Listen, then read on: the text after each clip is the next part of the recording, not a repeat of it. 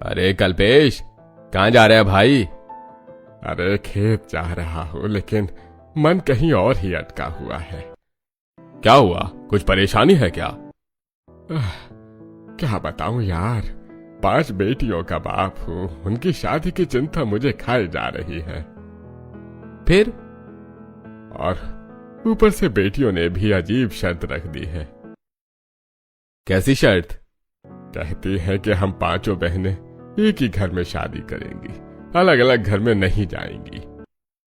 अरे बस इतनी सी बात? अरे इतनी सी बात?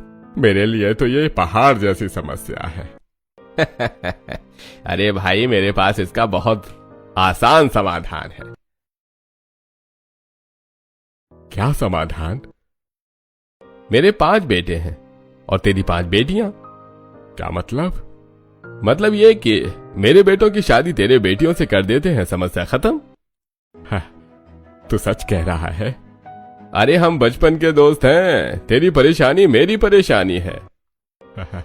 भाई तूने तो मेरे दिल का बोझ ही हल्का कर दिया। और वैसे भी मेरे घर में 5 बहुओं की जरूरत है।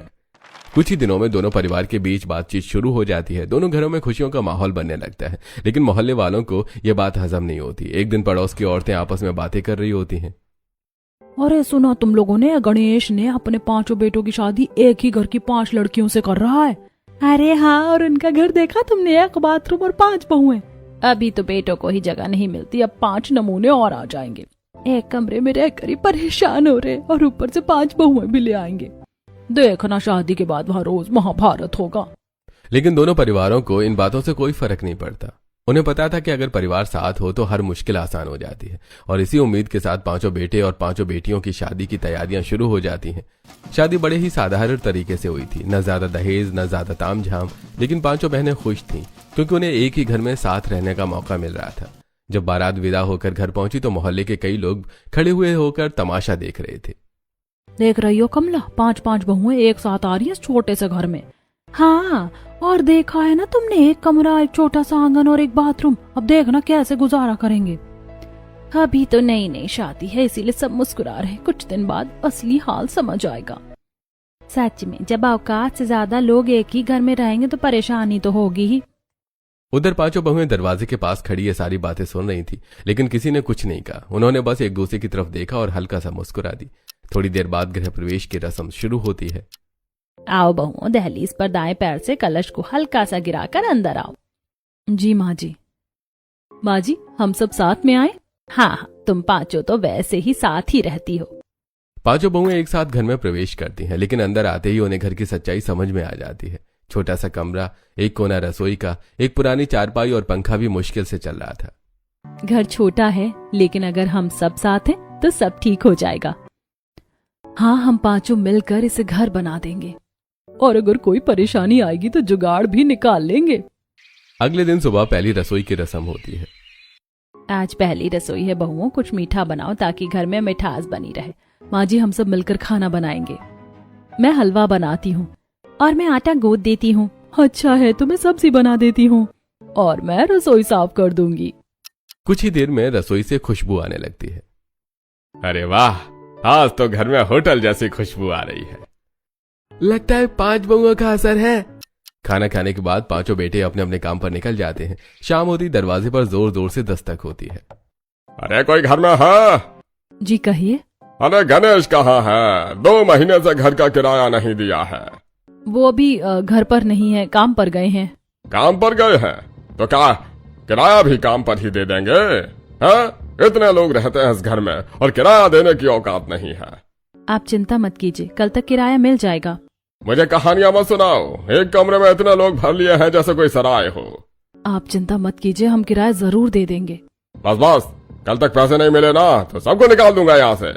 इतना कहकर मकान मालिक गुस्से में चला जाता है। रात को जब 5 पति घर लौटते हैं तो बहुएं सारी बात बताती हैं। आज मकान मालिक आया था और बहुत गुस्से में था। क्यों? 2 महीने का किराया बाकी है ना, इसीलिए। हाँ, काम में पैसे फंस गए थे इसलिए दे नहीं पाया। कोई बात नहीं, हम सब मिलकर संभाल लेंगे। कल सुबह सबसे पहले किराया दे देंगे। धीरे धीरे गर्मी और बढ़ने लगती है। घर में इतनी गर्मी होती है कि सबका जीना मुश्किल हो जाता है। सुबह सुबह बाथरूम का पानी भी गर्म हो जाता है। लेकिन एक दिन पांचों बहुएं मिलकर एक नया जुगाड़ निकालती हैं। अगर हम रात में ही बाल्टियों में पानी भर कर रख दें तो सुबह तक वो ठंडा हो जाएगा। हाँ, और सबको ठंडे पानी से नहाने को मिलेगा। और हाँ, जल्दी जल्दी नहाकर सब अपना काम भी कर पाएंगे। देखो, हमारी जुगाड़ू टीम फिर काम कर रही है। चलो फिर अभी पानी भरते हैं। उस रात पांचों बहुएं मिलकर सारी बाल्टियां पानी से भर देती हैं। सुबह जब सब उठते हैं तो पानी ठंडा होता है। अरे, आज पानी ठंडा कैसे है? रात में ही भरकर रख दिया था। सच में बहुत अच्छा जुगाड़ है। मेरी बहुओं का जुगाड़ तो कमाल का है। अरे सच में लड़कियों ने तो घर में जान डाल दी। लेकिन दोपहर में गर्मी इतनी ज्यादा हो जाती है कि घर के अंदर बैठना मुश्किल हो जाता है। सब लोग घर के बाहर आकर बैठ जाते हैं। तभी पड़ोस की औरतें फिर ताने मारने लगती हैं। अरे देखो, पूरा परिवार बाहर बैठा है। जब एक घर में औकात से ज्यादा लोग रहेंगे तो यही होगा ना। अंदर जगह ही नहीं होगी, इसीलिए सब बाहर बैठे हैं। 5-5 बहुएं ले आए हैं, अब भुगतो। पांचों बहुएं सब सुनती हैं लेकिन फिर भी कुछ नहीं कहती। लोग चाहे कुछ भी कहें, हमें अपने घर को संभालना है। सही कहा, हम मेहनत करेंगे और सब ठीक कर देंगे। एक दिन यही लोग हमारी तारीफ करेंगे। लेकिन अभी हालात आसान नहीं थे। घर छोटा था, पैसे कम थे और जिम्मेदारियां बहुत ज्यादा थी। ससुराल की परेशानियां बढ़ रही थी। गरीबी हर दिन एक नई चुनौती लेकर सामने आ रही थी। शादी को कई महीने बीत चुके थे लेकिन घर के हालात अभी भी वैसे ही थे। छोटा सा एक कमरा, सीमित कमाई और बढ़ती गर्मी। घर में लोगों की संख्या ज्यादा थी और जगह कम। धीरे धीरे घर में खाने पीने की भी परेशानी दिखने लगी। बहुओं, आज घर में बस थोड़ा सा आटा और थोड़ी दाल बची है। सोच रही हूँ सबके लिए कैसे खाना बनाऊं। माँ जी, आप चिंता मत कीजिए, थोड़ा थोड़ा करके सबके लिए खाना बन जाएगा। हम सब मिलकर थोड़ा कम खा लेंगे लेकिन कोई भूखा नहीं रहेगा। माँ जी, घर चलाना ही असली कला होती है और हम सब मिलकर इसे संभाल लेंगे। वैसे भी कभी कभी कम खाना भी सेहत के लिए अच्छा होता है। और जब घर में 5 जुगाड़ू बहुएं हो तो चिंता की कोई जरूरत नहीं। लेकिन असली परेशानी गर्मी थी। दोपहर होते ही घर ऐसा लगता जैसे आग का गोला बन गया हो। पंखा भी गर्म हवा ही दे रहा था। अरे आज तो सांस लेना भी मुश्किल हो रहा है। ऐसा लग रहा है जैसे पूरा कमरा तंदूर बन गया है। अरे काम से थक कर आते हैं और घर में भी आराम नहीं मिलता। इतनी गर्मी है कि बैठना मुश्किल हो रहा है। अगर थोड़ा घर बड़ा होता ना तो सबको इतनी परेशानी नहीं होती। सच में लगता है जैसे गर्मी हर दिन बढ़ती ही जा रही है। अगर ऐसे ही रहा तो हमें छत पर जाकर सोना पड़ेगा। शुरुआत में सब लोग घर के बाहर जाकर बैठ जाते थे ताकि थोड़ी हवा मिल सके, लेकिन वहां भी चैन नहीं था। अरे देखो, फिर से पूरा परिवार बाहर बैठा है। जब घर छोटा और लोग ज्यादा हो तो यही होता है। 5 बहुएं ले आए हैं, अब बैठो बाहर। लगता है इनका घर नहीं कोई बस स्टैंड है। ये सब सुनकर घर के लोग चुप हो जाते थे। धीरे धीरे उन्होंने बाहर बैठना भी कम कर दिया। अब सब घर के अंदर ही रहने लगे, चाहे कितनी भी गर्मी क्यों ना हो। अगर हम बाहर बैठेंगे तो लोग ताने मारेंगे और अंदर बैठेंगे तो गर्मी से हालत खराब हो जाएगी। कुछ न कुछ जुगाड़ तो निकालना पड़ेगा। हाँ, और जल्दी निकालना पड़ेगा वरना सब बीमार पड़ जाएंगे। उसी रात पांचों बहुएं बैठकर सोचने लगी कि गर्मी से कैसे बचा जाए। अगर हम खिड़की और दरवाजे पर गीले कपड़े डाल दें तो हवा थोड़ी ठंडी हो जाएगी। हाँ, बिल्कुल वैसे ही जैसे कि गांव में लोग करते हैं। और अगर फर्श पर भी थोड़ा पानी डाल दे तो कमरे में ठंडक बनी रहेगी। चलो फिर आज से यही जुगाड़ करते हैं। अगले ही दिन से पांचों बहुएं काम में लग गईं। वो बड़े बड़े कपड़े पानी में भिगोकर खिड़की और दरवाजे पर टांग देती। धीरे धीरे हवा उन गीले कपड़ों से गुजरकर कमरे में आने लगती और कमरे में थोड़ी ठंडक महसूस होने लगती। अरे आज घर में थोड़ी ठंडक क्यों लग रही है? माँ जी, हमने खिड़की और दरवाजे पर गीले कपड़े डाल दिए हैं। अरे वाह, ये तो बहुत अच्छा जुगाड़ है। मेरी बहुएं सच में बहुत समझदार है।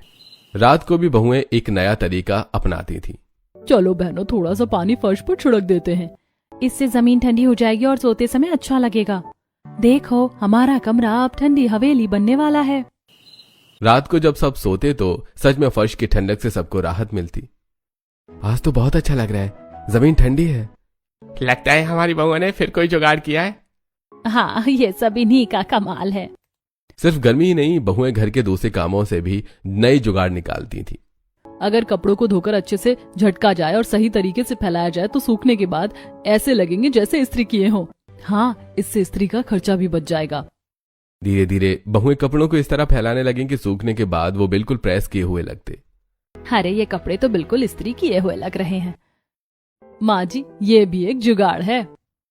सोने के लिए भी घर में जगह कम थी। अगर हम घास और पुरानी रस्सियों से चटाई बना ले तो सब आराम से सो पाएंगे। हाँ, इससे जमीन की गर्मी भी कम लगेगी। कुछ ही दिनों में बहुओं ने खुद अपने हाथों से घास की चटाइयां बना ली। अब सब आराम से सोने लगे।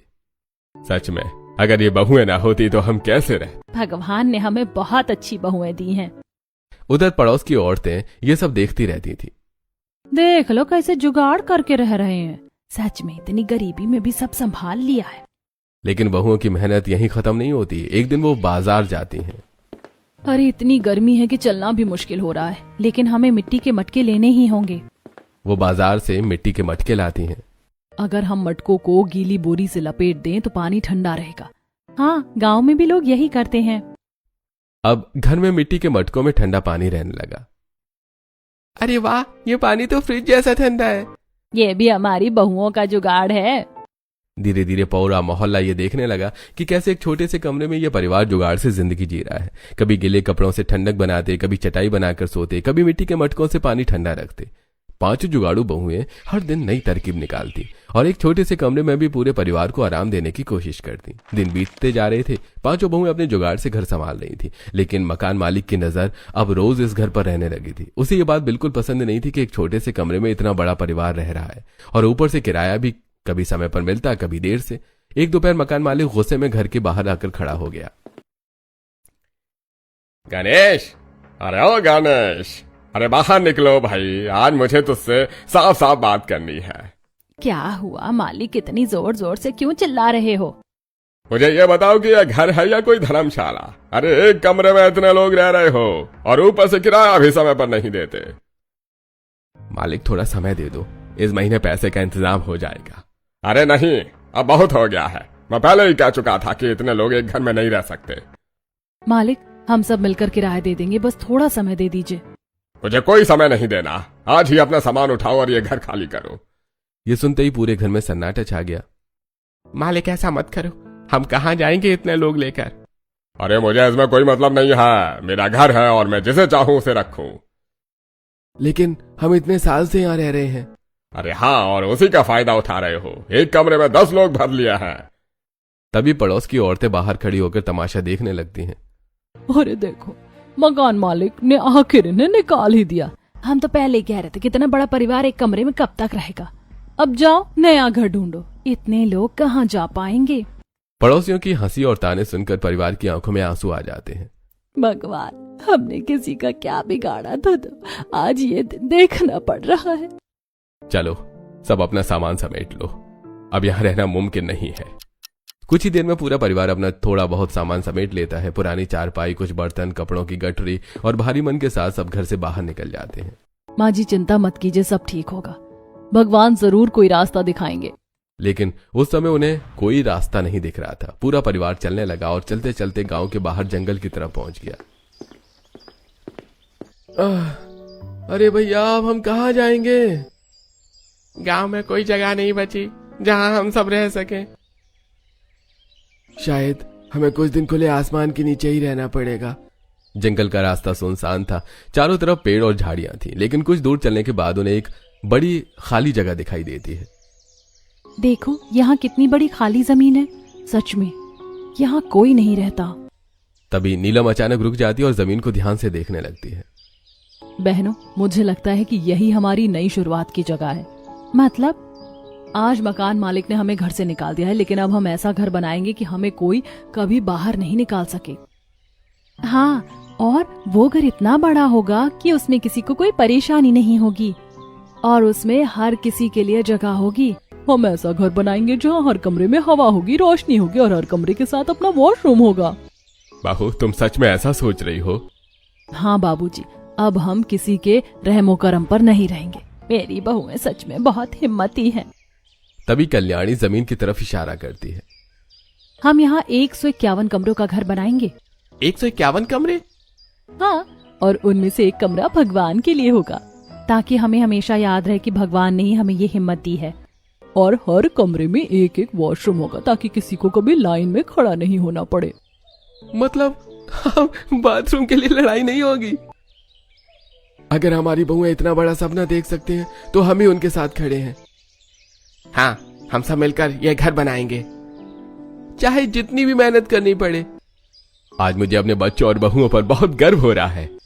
उसी पर पूरा परिवार उस खाली जमीन पर खड़ा होकर नया सपना देखने लगता है।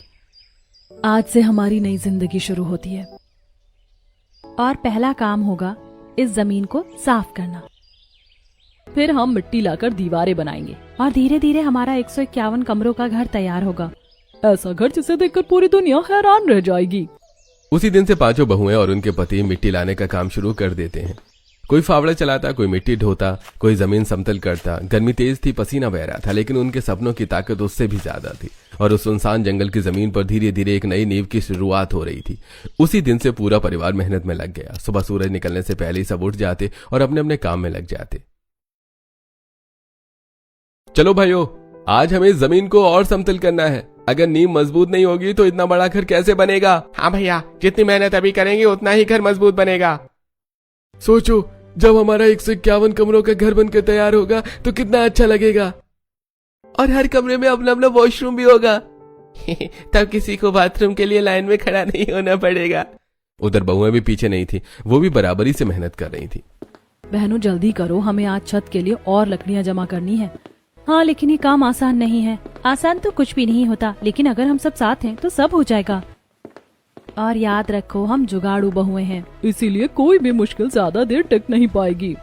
पूरा परिवार मिलकर जंगल से लकड़ियां काट कर लाता था। उन्हीं लकड़ियों से घर की छत पर और ढांचा तैयार किया जा रहा था। आज मुझे लग रहा है कि हम सही रास्ते पर हैं। इतने साल किराए के घर में रहे, लेकिन अब अपना घर बनाएंगे। और ये सब हमारी बहुओं की वजह से हो रहा है। यहाँ तक कि घर की बेटी विधि भी पीछे नहीं रही। भाभी, मैं भी मदद करूंगी, आखिर ये घर मेरा भी तो है। क्यों नहीं, जितने ज्यादा हाथ होंगे उतनी जल्दी काम होगा। धीरे धीरे मिट्टी की दीवारें बनने लगी। पहले कमरा, एक कमरा, दूसरा कमरा, फिर तीसरा। दिन गुजरते गए और कमरों की संख्या बढ़ती चली गई। देखो भैया, हमने अब तक 50 कमरे बना लिए हैं। हाँ, और अभी बहुत काम बाकी है। गर्मी बहुत ज्यादा थी, लेकिन किसी ने हार नहीं मानी। इतनी गर्मी में काम करना बहुत मुश्किल है, लेकिन जब घर बन जाएगा ना तो यही मेहनत सबसे प्यारी याद बनेगी। पांचों बहुएं दिन में काम भी करती और पूरे परिवार के लिए खाना भी बनाती। बहनों जल्दी करो, सब लोग भूखे होंगे। आज थोड़ा ज्यादा खाना बनाना पड़ेगा, सब बहुत मेहनत कर रहे हैं। बहुआ, तुम लोग इतनी मेहनत भी करती हो और इतना स्वादिष्ट खाना भी बनाती हो। सच में मेरी बहुएं घर की लक्ष्मी हैं। धीरे धीरे महीनों की मेहनत के बाद 150 कमरों का बड़ा ढांचा तैयार हो गया। यकीन ही नहीं हो रहा, हमने सच में इतना बड़ा घर बना लिया।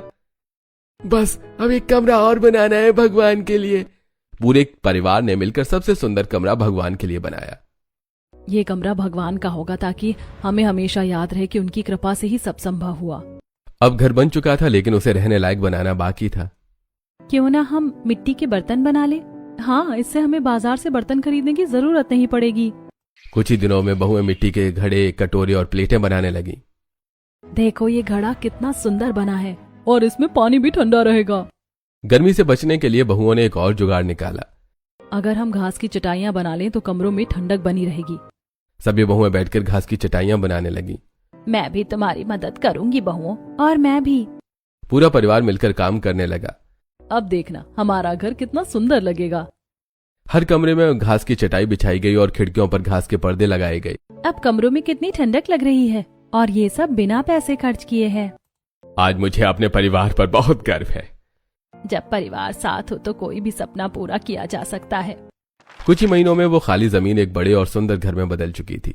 150 कमरे, एक भगवान का कमरा, हर कमरे में वॉशरूम, घास की चटाइयां, मिट्टी के बर्तन, सब कुछ अपने हाथों से बनाया गया था। और सबसे बड़ी बात, ये घर प्यार और मेहनत से बना था। आज अगर मकान मालिक हमें निकालता नहीं तो शायद हम कभी अपना इतना बड़ा घर नहीं बना पाते। कभी कभी मुश्किलें ही सबसे बड़ी ताकत बन जाती है। और अब वही परिवार जो कभी एक छोटे से कमरे में रहने को मजबूर था, महीनों की मेहनत के बाद जंगल की वो खाली जमीन अब एक बड़े और सुंदर घर में बदल चुकी थी। मिट्टी की मजबूत दीवारें, लकड़ी की छत, हर कमरे में हवा आने की जगह, और सबसे खास बात 151 कमरे। कुछ ही दिनों में इस घर की खबर धीरे धीरे पूरे गांव में फैलने लगी।